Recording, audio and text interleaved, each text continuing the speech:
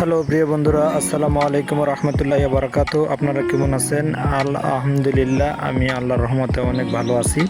আপনাদেরকে একটা জিনিস দেখাবো এবং আপনাদের মাঝে কিছু কথা বলবো। প্রত্যেকটা প্রাণী কিন্তু তার নিজ আশ্রয় খুঁজে বেড়ায়। আসলে এই পাখিটাও তাই। দেখছেন, আপনাদেরকে একটা পাখি দেখাচ্ছি। আমাদের এখানে এই পাখিটিকে কাঠ ঠোকরা বলে ডাকে।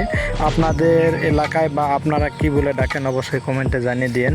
আমি যেটা বলতে চাচ্ছি, এই পাখিটি নিজের আশ্রয়ের জন্য, তার ঘর বানানোর জন্য কাঠটিকে ফুটা করছে তার নিজস্ব ঠোঁট দ্বারাই। আসলে যার যেটা আল্লাহ রাব্বুল আলামিন যার যেটা ক্ষমতা দিয়েছে, তার সে ক্ষমতা থেকে তার আশ্রয়টা খুঁজে নেয় প্রত্যেকটা প্রাণী। সবথেকে ছোট প্রাণী হলো পিপিলিকা, যা হলো পিঁপড়া। আমাদের এলাকায় বলি পিঁপড়া। পিঁপড়া কিন্তু নিজস্ব আশ্রয়ের জন্য এবং নিজস্ব খাদ্যর জন্য বিভিন্নভাবে বিভিন্ন জায়গায় দৌড়ে বেড়ায়, আপনারা দেখছেন এবং জানেন।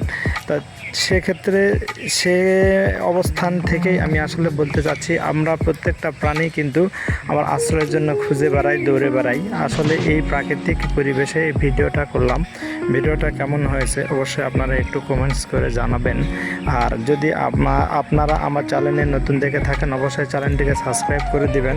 আর যারা ভিডিওটা দেখছেন অবশ্যই লাইক দিয়ে কমেন্ট করবেন যে ভিডিওটা কেমন হয়েছে। এই পাখিটি দেখছেন কাঠ ঠোকরা, এই পাখিটি কিন্তু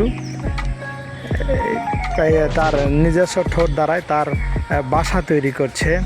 আর এই বাসা তৈরি করে কিন্তু এই বাসার ভিতরে কিন্তু এই পাখি ডিম দিবে, ডিম দিয়ে এবং বাচ্চা ফুটাবে। ঠিক আছে, আপনাদেরকে এই সুন্দর একটি দৃশ্য তুলে ধরলাম আপনাদের মাঝে আমার মোবাইলের ক্যামেরা দিয়ে। ভিডিওটি কেমন হয়েছে অবশ্যই আপনারা জানাবেন। আর ভিডিওটি ভালো লাগলে অবশ্যই লাইক, কমেন্ট, চ্যানেলটি সাবস্ক্রাইব করবেন। এই পাখিটি কিছুক্ষণের মধ্যেই কিন্তু উড়ে যাবে, আমাকে খেয়াল করেছে, দেখেছে। আমি এই দেখছেন বলতে বলতে উড়ে চলে গেল। ধন্যবাদ, সবাই ভালো থাকবেন, সুস্থ থাকবেন, আল্লাহ হাফেজ।